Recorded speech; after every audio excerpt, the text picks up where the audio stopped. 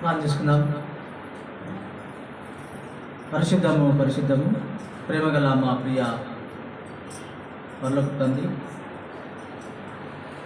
ప్రతి ఆదివారము నిన్ను స్తుతించుటకు, నిన్ను గణపరచుటకు మీరు మాకందరికి ఇచ్చిన సమయాన్ని బట్టి, స్తుతించడానికి మీరు మాకు ఇచ్చిన ఆయుష్ని బట్టి, ఆరోగ్యాన్ని బట్టి నీకు వందనములు స్తోత్రములు చెల్లించుకుందేవా. నువ్వు మాకు ఇచ్చిన ప్రతి విషయాన్ని బట్టి నీకు వందనాలు స్తోత్రాలు చెల్లించుకున్నావు దేవా. నీ యొక్క బిడ్డల మధ్య నీ యొక్క వాక్యాన్ని పరిశీలించడానికి, ధ్యానించడానికి, నీ గొప్ప కార్యములు నీ ప్రజలకు వివరించడానికి ఇచ్చిన సమయాన్ని బట్టి నీకు వేలాది స్తుతి స్తోత్రాలు చెల్లించుకుంటూ మా ప్రభువును ప్రియరక్షకుడైన యేసుక్రీస్తు పేరిట వేడుకొనుచున్నాం తండ్రి. దేవుని బిడ్డలారా,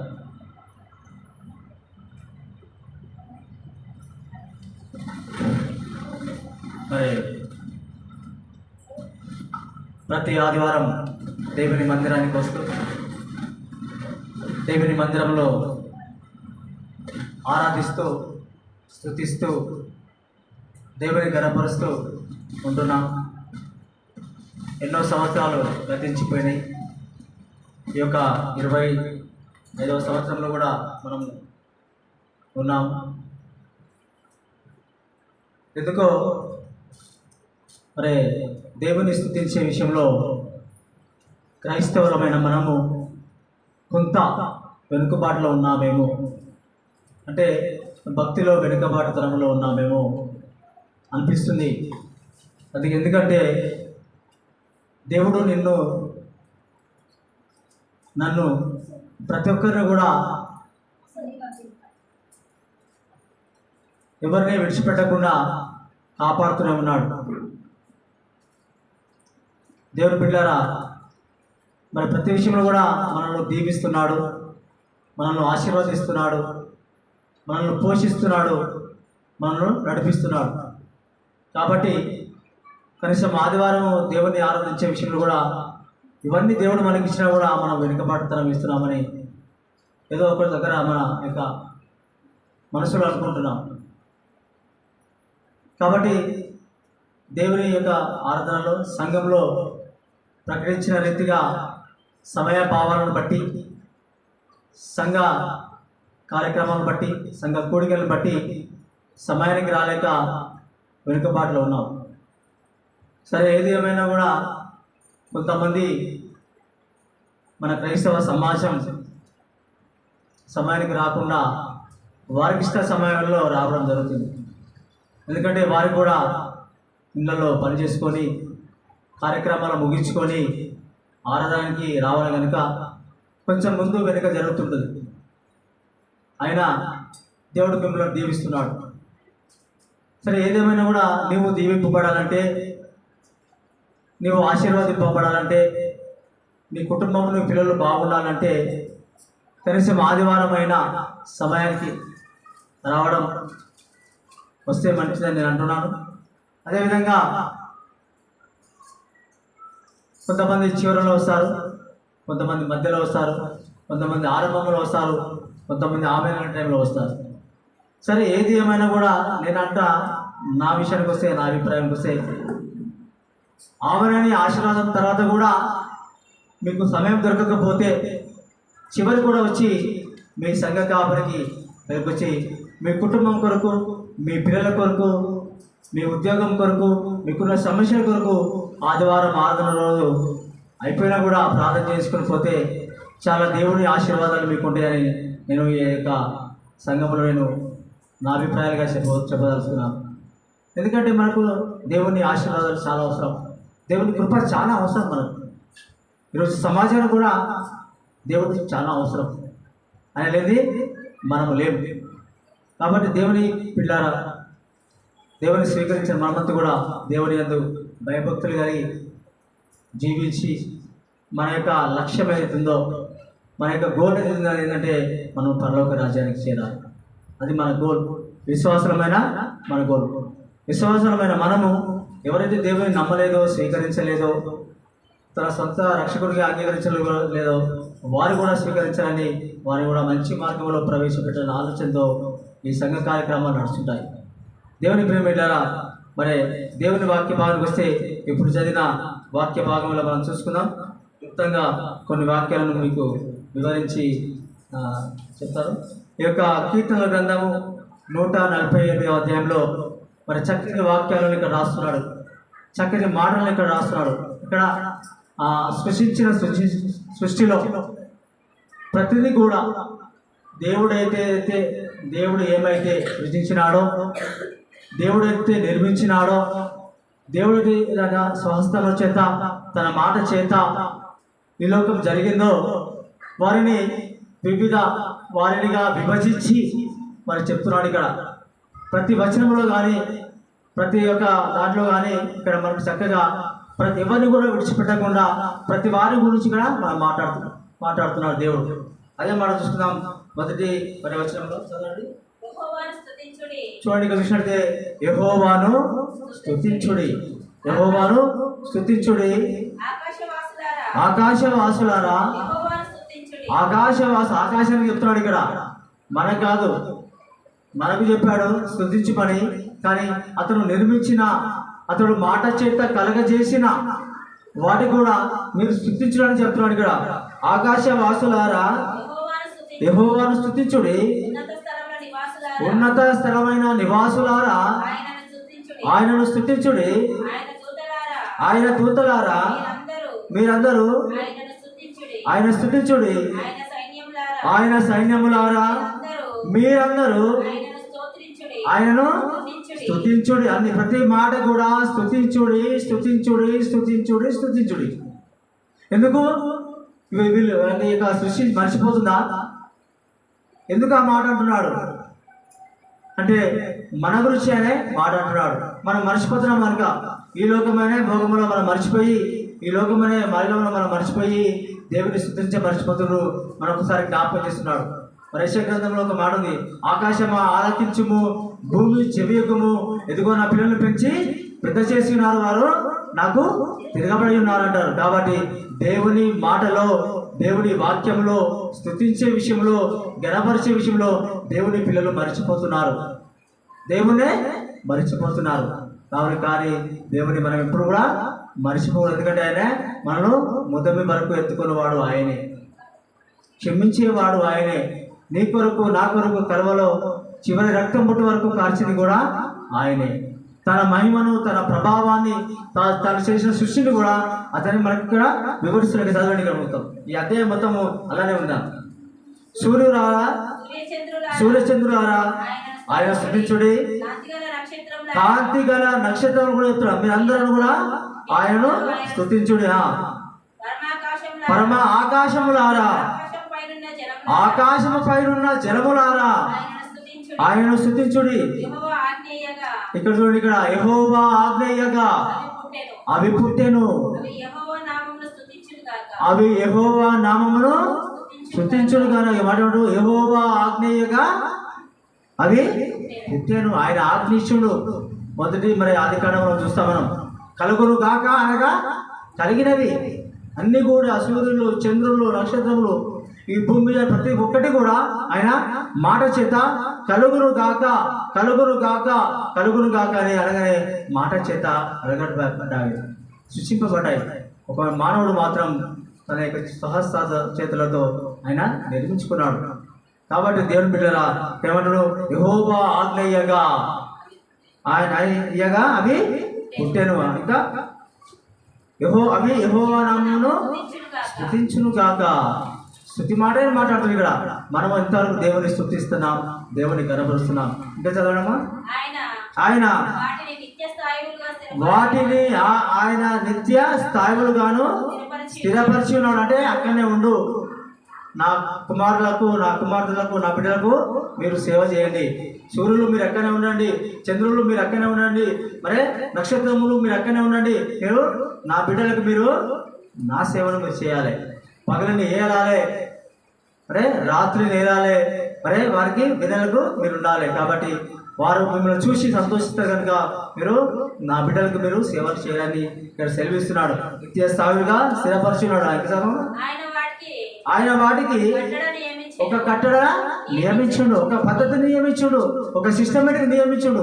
మనకు మాత్రం సిస్టమేటిక్ లేదు. ఇక్కడ ఎప్పుడైనా రావచ్చు, ఎప్పుడైనా పోవచ్చు. కానీ దేవుడు మాత్రం సృష్టికి ఆయన ఒక కట్టడ నియమించుడు, ఒక రూల్ నియమించుడు, ఒక పద్ధతి నియమించుడు. ఏదియో దానిని అతిక్రమించి నువ్వన్నా సిగ్నల్ దాడతావేమో, నువ్వన్నా క్రాస్ అవుతావేమో, నువ్వన్నా సీసీ కెమెరా పడతావేమో, నువ్వన్నా చెప్పిన మాట వినవేమో, నువ్వన్నా నీ కొడుకు మాట, నీ భార్య మాట, నీ పిల్లల మాట, నీ పిల్లలు నీ మాట వినరేమో, నీ కుటుంబం నీ మాట వినదు. కానీ ఈ సృష్టి మాత్రం ఏమంటుండో ఆయన ఏది దానిని అతిక్రమించదు. మనం అతిక్రమిస్తున్నాం. జాగ్రత్త దేవుని బిడ్డ. దేవుని సృష్టి దేవునికి ఎలా లోపడుతుందో, ఎలా కట్టడ నియమించాడో, ఎలా రూల్ నియమించాడో, ఎలా పద్ధతి నియమించాడో ఇక్కడ మనకు చాలా 148 కీర్తనల మనకు చాలా వివరించడం జరుగుతుంది. ఇంకొంచెం ముందుకు వెళ్దామా. భూమి మీద ఉన్న మకరములారా, కింద ఉన్న జలములారా, భూమి మీద ఉన్న మకరములారా, అగాధములో కింద ఉన్న జలములారా, యెహోవాను అంటే ప్రతి దానికి కూడా చెప్తున్నాడు. ఇక్కడ ప్రతి వస్తువు కూడా చెప్తున్నాడు. సృజించిన ప్రతి వస్తువు కూడా ఆయన ఇక్కడ చెప్తున్నాడు. కదమ్మా. అగ్ని వడగలారా, హిమమా, ఆవిరి, ఆయన ఆజ్ఞ నెరవేర్చు తుఫాను, ఆయన ఆజ్ఞ నెరవేర్చు తుఫాను కూడా చెప్తున్నాడు. ఇక్కడ చూడండి, ఇక్కడ తుఫాను వస్తుంటది, పోతుంటది, ఎంతమంది చనిపోతున్నారు. ఆయన కూడా చెప్తున్నాడు ఇక్కడ. అగ్ని వడగలారా, హిమమా, ఆవిరి, మరియు ఆయన ఆజ్ఞను నెరవేర్చు తుఫాన, పర్వతములారా, సమస్త గుట్టలారా, ప్రతి ఫలవృక్షములారా, సమస్తమైన దేవదారు ఆవిరికి చెప్తున్నాడు ఇక్కడ, హిమానికి చెప్తున్నాడు ఇక్కడ, వడగళ్ళకి చెప్తున్నాడు ఇక్కడ, అగ్నికి చెప్తున్నాడు. అంటే ప్రతి దాని కూడా మనం ఏ భూలోకంలో అయితే మనకి ఏది కనిపిస్తాయో, దేవుడు ఏది మనకు చూపిస్తున్నాడో, ఏదైతే కురిపిస్తున్నాడో వాటికి అన్నిటి కూడా చెప్తున్నాడు. ఎందుకు నన్ను అంటే దీని ద్వారా నా పిల్లలు కూడా స్తుతించాలి. మిమ్మల్ని చూసి వాళ్ళు నేర్చుకోవాలంటున్నాను. కాబట్టి మనం కూడా దేవుని వారి కట్టెలు మనం చూసి, ఎందుకంటే అవి ఆయన చేసిన కట్టెలు కాబట్టి దేనిని అతిక్రమించదు కనుక. ఇంకా చదవమా. మృగములారా, పశువులారా, నేలను ప్రాకు జీవులారా, రెక్కలతో ఎగురు పక్షులారా, భూరాజులారా, సమస్త భూరాజులారా, ఇక్కడ భూరాజులారా, సమస్త ప్రజలారా, భూమి మీదనున్న అధిపతులారా, సమస్త న్యాయాధిపతులారా. రాయర్లకు కూడా చెప్తుండు, అధికారులకు చెప్తుండు, ప్రజలకు చెప్తున్నాడు, అందరికీ చెప్తున్నాడు. ఇక్కడ మర్చిపోవద్దు. మనం కూడా దేవుని బిడ్డలారా, ఎవరు మర్చిపోవద్దు. ఇక్కడ దేవుని యొక్క మాటలు, దేవుని యొక్క కట్టడలు, దేవుని యొక్క నియమాలు మనము మర్చిపోకూడదని చెప్తున్నాడు. ఇంకా యవనులు కూడా, కన్యలు కూడా, అదేవిధంగా వృద్ధులు, బాలురు అందరూ యెహోవా నామమును అంటే ఎవ్వరు కూడా విడిచిపోకుండా, మర్చిపోకుండా, ఎవ్వరిని విడిచిపెట్టలేదు. ఇక్కడ ప్రతి ఒక్కరిని కూడా మీరందరూ నన్ను స్తుతించాలి, మీరందరూ నన్ను ఘనపరచాలి, మీరందరూ నన్ను కొనియాడాలి. కాబట్టి దేవుని బిడ్డరా, మనకు ఆయన ఊపిరిని, ఉనికిని, ఆయుష్ను, ఆరోగ్యాన్ని ఇస్తున్నాడు. కనుక మనము ఈ లోకంలో మనకి ఏవైతే కావాలో అవన్నీ మన కొరకు సమకూర్చి ఉన్నాడు. మనం ఈ లోకానికి రాకమునిపే నా బిడ్డలకు, నా కుమారులకు ఏమేమి కావాలో, బ్రతకడానికి, జీవించడానికి ఏమేమి కావాలో అవన్నీ కూడా ముందే సమకూర్చి ఈ లోకంలో ఆయన మనం నియమించుకున్నాడు. ఆయన నామము మహోన్నతమైనది, ఆయన ప్రభావము భూమి ఆకాశములకు పైగా ఉన్నది. ఆయన తన ప్రజలందరికీ, భక్తులందరికీ ఒక శృంగమును హెచ్చించి ఉన్నాడు. ఆయన భక్తులందరికీ, ఆయన చెంత చేరిన జనులకు, ఇశ్రాయేలుకును ప్రఖ్యాతికరముగా ఉన్నది. యెహోవాను స్తుతించుడి, యెహోవాను స్తుతించుడి, యెహోవాను స్తుతించుడి, యెహోవాను స్తుతించుడు. ప్రతి ఒక్కరు కూడా ఈ యొక్క ఆరాధన వాక్య భాగంలో దేవుడు మనం నేర్చుకున్న విధానం ఏంటంటే, మనం గమనించుకున్న విధానం ఏంటంటే దేవుని స్తుతించాలి. ఈరోజు ఎంతమంది మన మధ్య లేరు. మనకు అపాయాలు ఎట్లా వస్తాయంటే, మనం మంచిగా వెళ్ళినా ఎదుటోళ్ళు మంచిగా రాకున్నా కూడా ఎవరికొరికి అపాయం జరుగుతుంటుంది. మనం మంచిగా వెళ్తాం, ఎదుటివారు చక్కగా రాకపోవచ్చు, ఎదుటివారు మంచిగా రావచ్చు, మనం మంచిగా లేకపోవచ్చు. ముందు కావచ్చు, వెనుక కావచ్చు, కుడి పక్క కావచ్చు, వెనుక పక్క కావచ్చు, ఏ విధంగానైనా మరణం సంభవించవచ్చు. కాబట్టి దేవుని ప్రేమల ప్రతి నిమిషము ప్రతి క్షణము నిన్ను కాపాడుతున్నాడు. అవన్నీ మనం గమనించుకోవాలి. ఈరోజు మనం బయటికి వెళ్తే తిరిగి వచ్చేదాకా కూడా మన పరిస్థితి నమ్మకం తక్కువనే. ఉద్యోగాల్లో ఉంటాం, ప్రయాణంలో ఉంటాం, బండి ప్రయాణంలో ఉంటాం, కారు ప్రయాణంలో ఉంటాం, ఆటో ప్రయాణంలో ఉంటాం, బస్సు ప్రయాణంలో ఉంటాం, ఫ్లైట్ ప్రయాణంలో ఉంటాం, ట్రైన్ ప్రయాణంలో ఉంటాం, మెట్రో ప్రయాణంలో ఉంటాం. నానా రకాల విధములైన ప్రయాణాలుగా మనం చేస్తుంటాం. బస్సు ప్రయాణంలో ఉంటాం, సైకిల్ ప్రయాణంలో ఉంటాం, మన ఫ్యామిలీ ప్రయాణంలో ఉంటాం. ఎన్ని ప్రయాణాలను కూడా దేవుడు మనల్ని కాపాడాలి. ఎందుకంటే మనము గమ్యాన్ని చేరి మన సొంత గ్రామానికి వచ్చారు కూడా దేవుడు మనల్ని కాపాడాలి. ఎందుకంటే మధ్యలో ఏమైనా కూడా జరగవచ్చు. కాబట్టి అవన్నింటి కూడా మనం వెళ్ళేటప్పుడు మనం ప్లాన్ చేసుకుంటాం, వచ్చేటప్పుడు ప్లాన్ చేస్తాం.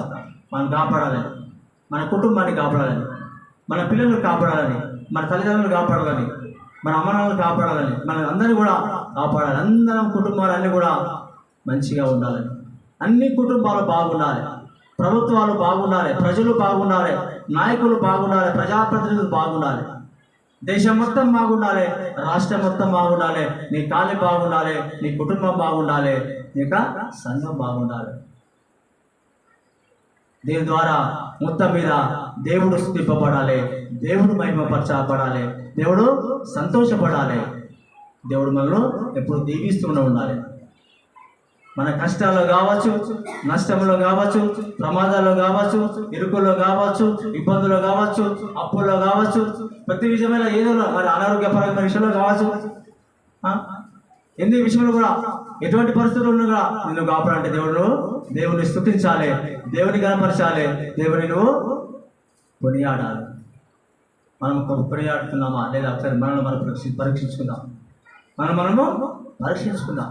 మనం దేవుని మర్చిపోతున్నామా, దేవుని మర్చిపోతున్నామా, దేవుని మర్చిపోతున్నామా, దేవుని మర్చిపోతున్నామా ఒకసారి జ్ఞాపకం చేసుకుందాం. ఒకసారి పాట పాడదామా? గత కాలం అంతా నేను కాల్చిన దేవుడు.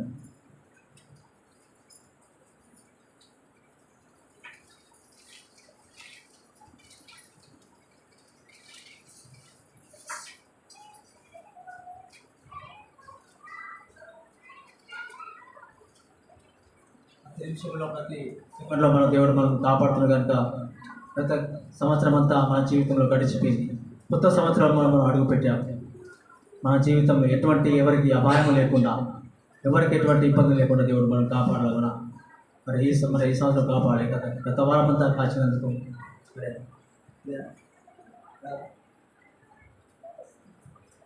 సరే పర్లేదు.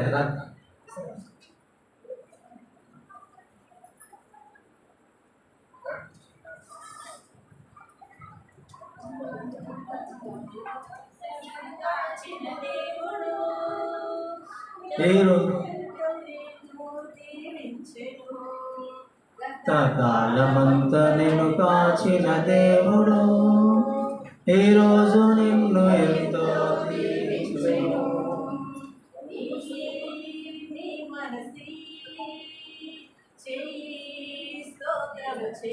సరే అది వచ్చట్లేదు, సరే పర్లేదు.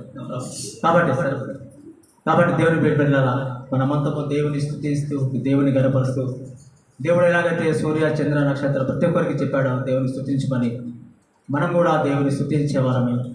పిల్లలు, పెద్దలు, వృద్ధులు, యవనస్తులు, చదువు రాకున్నా చదువు వచ్చినా దేవుణ్ణి స్తుతించడం మన హృదయంలో ఒక భాగం. దేవుని గణపరచడం మన వృత్తిలో ఒక భాగం. దూదికి వెళ్ళేటప్పుడు, వచ్చేటప్పుడు, డ్యూటీలో కానీ, బయట కానీ, ప్రయాణములు కానీ, మరి చదువుకునేటప్పుడు కానీ, ఎగ్జామ్ పోయేటప్పుడు కానీ, కాలేజీకి వెళ్ళేటప్పుడు కానీ, వచ్చేటప్పుడు కానీ, ప్రతి విషయంలో దేవుని స్తుతించడం, దేవుని గణపరచడం.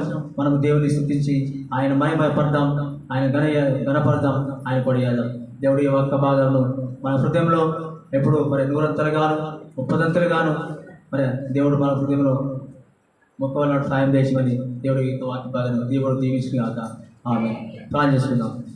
పరిశుద్ధము పరిశుద్ధము ప్రేమల గొప్ప తండ్రి నీ ఘనమైన నామానికి వేలాది స్తుతి స్తోత్రాలు చెల్లించుకుంటూ దేవా మీరు మాకు ఇచ్చిన సమయంలో దేవా నిన్ను స్తుతించాలి, నిన్ను గణపరచాలి, నిన్ను కొనియాడాలి, నిన్ను ఆరాధించాలి అనే వాక్య భాగంలో ప్రతిదీ కూడా నిన్ను ఆరాధించాలి.